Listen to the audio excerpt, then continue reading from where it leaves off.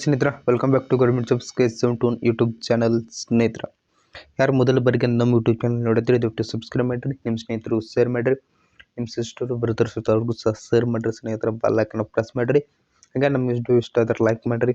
ಮುಂದೆ ಬರ್ತಕ್ಕಂಥ ಜಾಬ್ ಅಪ್ಡೇಟ್ನ ನೀವು ಪಡ್ಕೋಬೋದು ಸ್ನೇಹಿತರು. ಹಾಗಾದ್ರೆ ಏನು ನೋಡೋಣ ಅಂತಂದ್ರೆ ಇವತ್ತಿನ ಈ ವಿಡಿಯೋಗೆ ಪ್ರಧಾನ ಜಿಲ್ಲಾ ಮತ್ತು ಸ್ವತಂತ್ರ ನ್ಯಾಯಾಲಯ ಎಲ್ಲಿ ಅಂದ್ರೆ ಬೆಳಗಾವಿಯಲ್ಲಿ ಪ್ಯೂನು, cigarette stenographer grade 3 grade 2 typist, ಆದೇಶ ಜಾರಿಕಾರರು, ಸಿಪಾಯಿ ಜವಾನ, ಇದೇ ರೀತಿಯಾಗಿ ಹಲವಾರು ಹುದ್ದೆಗಳು ಕರೆದಿದ್ದಾರೆ ಸ್ನೇಹಿತರ. ಯಾವ ಹುದ್ದೆಗಳು, ಯಾವಾಗ ಅಪ್ಲಿಕೇಶನ್ ಸ್ಟಾರ್ಟ್, ಎಂಡ್ ಯಾವಾಗ, ಎಲ್ಲ ಸಂಪೂರ್ಣವಾದ ಮಾಹಿತಿನ ತಿಳ್ಕೊಳ್ಳೋಣ. ಹಾಗಾದರೆ ಸಬ್ಸ್ಕ್ರೈಬ್ ಮಾಡಿಟ್ಕೊಳ್ರಿ. ಬಂದ್ರೆ ವಿಡಿಯೋ ಸ್ಟಾರ್ಟ್ ಆಗಿದೆ, ನೋಡೋಣ್ರಿ. ಆನ್ಲೈನ್ ಮುಖಾಂತರ ಅರ್ಜಿ ಸಲ್ಲಿಸೋ ಕೊನೆಯ ದಿನಾಂಕ ನೋಡ್ಕೊಳ್ರಿ 14/4/2024 ಅಪ್ಲಿಕೇಶನ್ ಸ್ಟಾರ್ಟ್ ಆಗಿದಾವೆ. ಯಾಕಂದ್ರೆ ಶುಲ್ಕವನ್ನು ಪಾವತಿಸೋ ಕೊನೆಯ ದಿನಾಂಕ 15/4/2024 ಇಲ್ಲಿ ಐತಿ, ನೋಡ್ಕೊಳ್ರಿ.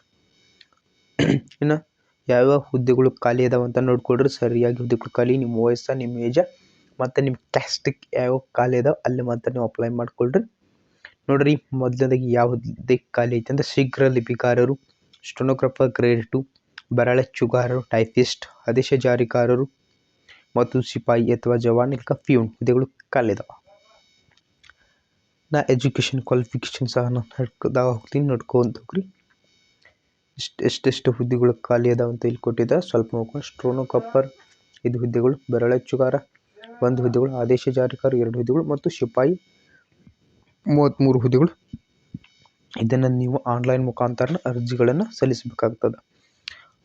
ವೆಬ್ಸೈಟ್ ಲಿಂಕ್ ಸಹ ಇಲ್ಲಿ ಕೊಟ್ಟಿದ್ದೀವಿ. ಈ ವೆಬ್ಸೈಟ್ ಲಿಂಕ್ನ ಕಾಪಿ ಮಾಡ್ಕೊಂಡು ನೀವು ಗೂಗಲ್ ಕ್ರೋಮು ಅಥವಾ ಕಂಪ್ಯೂಟರ್ ಆನ್ಲೈನ್ ಸೆಂಟರ್ಗೆ ಹೋದ್ರೆ ಅವ್ರು ಹಾಕಿ ಕೊಡ್ತಾರೆ. ಓಕೆ, ಇಷ್ಟಾಯಿತು. ಸ್ಟೆನೋಗ್ರಾಫರ್ ಬಗ್ಗೆ ಸ್ವಲ್ಪ ನೋಡ್ಕೊಡ್ರಿ. ಯಾವಕ್ಕೆ ಎಷ್ಟೆಷ್ಟು ಟೋಟಲ್ 5 ಹುದ್ದೆಗಳದಾವ. ಅದು ಸಾಮಾನ್ಯಕ್ಕೆ ಒಂದೈತಿ, ಪರಿಶಿಷ್ಟಕ್ಕೆ ಒಂದೈತಿ, ಪರಿಶಿಷ್ಟ ಪಂಗಡದ ಟೋಟಲ್ 5 ಹುದ್ದೆಗಳು. ಇಲ್ಲಿ ಟೋಟಲ್ 2 ಮಹಿಳಾ ಅಭ್ಯರ್ಥಿಗೆ ಇದು ಒಂದು ಖಾಲಿ ಇದೆ.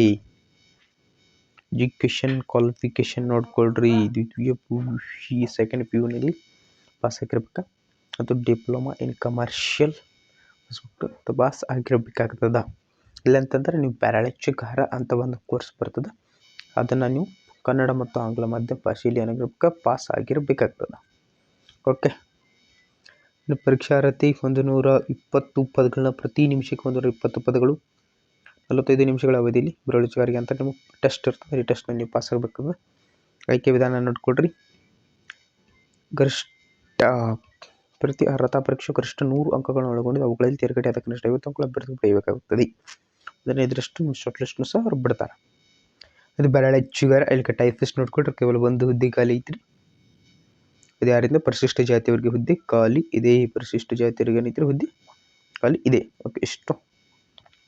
ಇದಕ್ಕೆ ಸಹ ನೀವು ದ್ವಿತೀಯ PUC ಪಾಸ್ ಆಗಿರಬೇಕಾಗುತ್ತದೆ ಮತ್ತು ದ್ವಿತೀಯ PUC ಸೆಕೆಂಡ್ PUCನಲ್ಲಿ ಪಾಸ್ ಆಗಬಹುದು. ಇಲ್ಲಿ ಡಿಪ್ಲೊಮಾ ಇನ್ ಕಮರ್ಷಿಯಲಲ್ಲಿ ನೀವು ಪಾಸ್ ಆಗಿರಬೇಕಾಗ್ತದೆ.